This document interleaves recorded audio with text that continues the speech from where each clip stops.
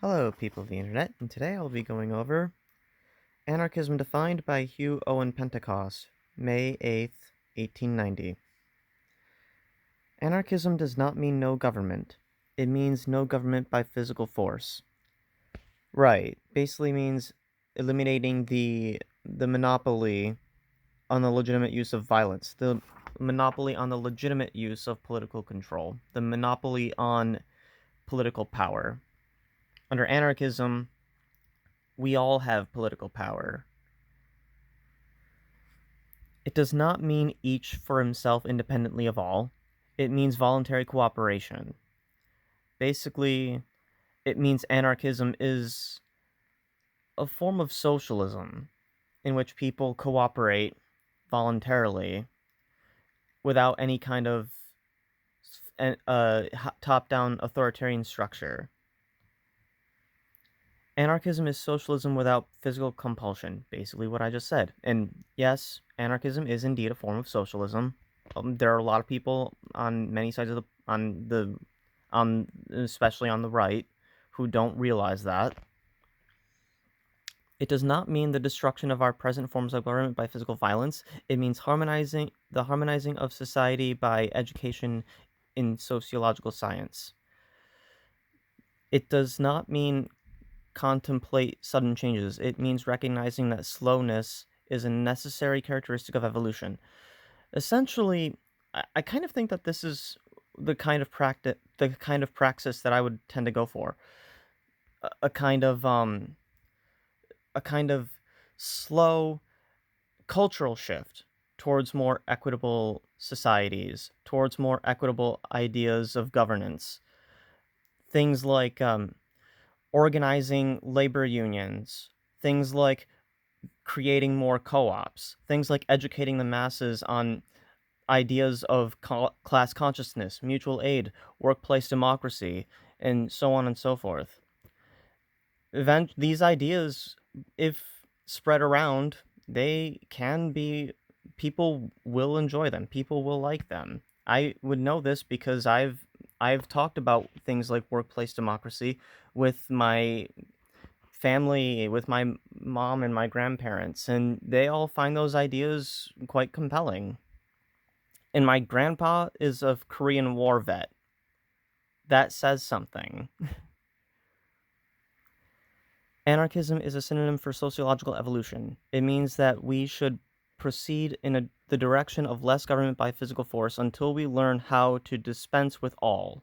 In other words, we will probably reach a point where we have a kind of libertarian socialism. Not exactly anarchism, but a kind of a collective cooperation without state intervention. Meaning that if there is a state, for a time, it can probably be dissolved over time, gradually. Because as people begin to cooperate more, we can start to experiment with less and less and less state power. Or we can start to weaken the power of the state through that cooperation.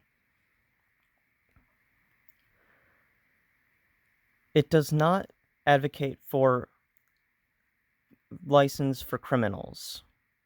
It demands liberty for the worthy. Obviously, we don't believe that crime will just vanish overnight.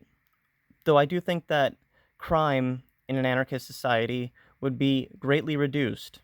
After all, a lot of the things that lead to crime are typically socioeconomic factors.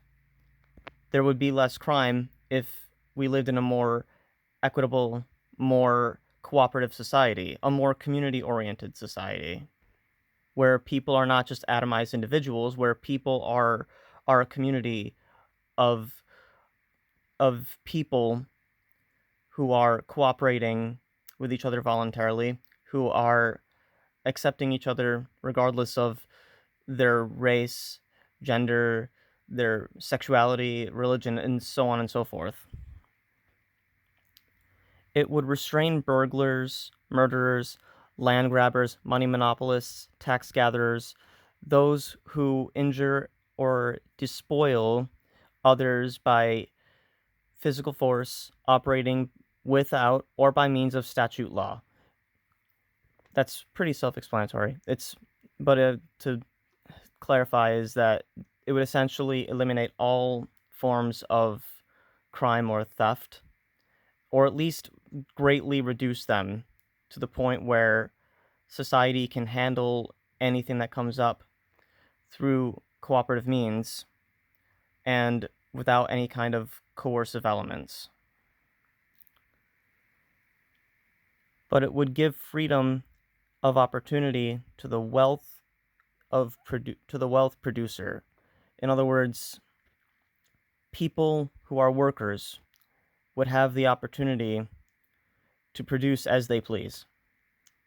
Freedom of opportunity, as opposed to what we have now, which is hardly freedom of opportunity or an equal opportunity, especially when you consider that there's a huge class divide and there's other issues such as systemic racism, systemic bigotry of all kinds.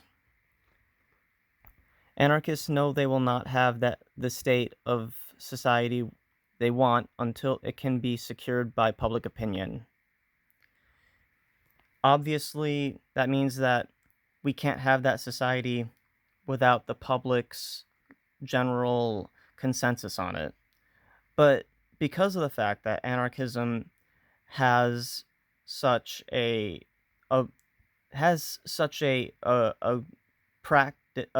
theory that sounds great, it's hard for people to avoid finding the ideas compelling. The ideas of freedom, liberty, and cooperation through voluntary association, through free association.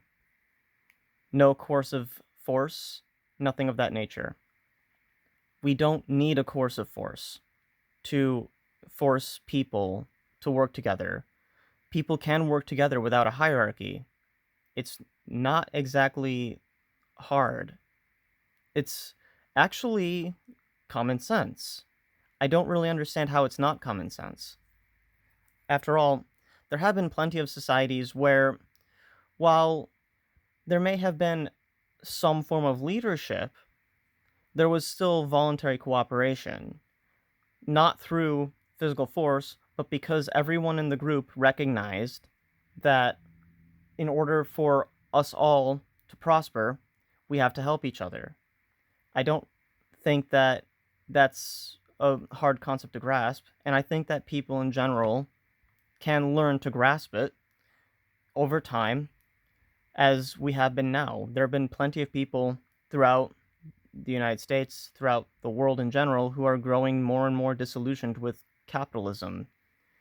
And because of that, I can only imagine that will grow with time, and I can't wait to see what kind of societies will form when more and more people have decided to leave capitalism behind and pursue more equitable means to produce and to govern and to run society.